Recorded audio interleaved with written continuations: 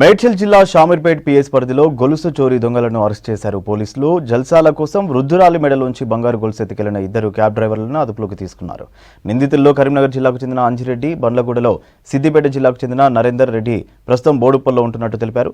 నిందితుల నుంచి బంగారు గొలుసు, కారు, స్కూటీ, 2 మొబైల్ ఫోన్లు స్వాధీనం చేసుకున్నట్టు తెలిపారు పేట్ బషీరాబాద్ ఏసీపీ రాములు. 10 రోజుల నుంచి శ్రమించి దాదాపు 70 కిలోమీటర్స్ దీన్ని సర్చ్ చేసి దాదాపు 60-70 కెమెరాలు చూసి పట్టుకోవడం జరిగింది. వాళ్ళను ఈరోజు 10 గంటల ప్రాంతంలో అరెస్ట్ చేసి తీసుకోవడం జరిగింది. దాంట్లో ఒక A1 వచ్చేసి అంజిరెడ్డి మరియు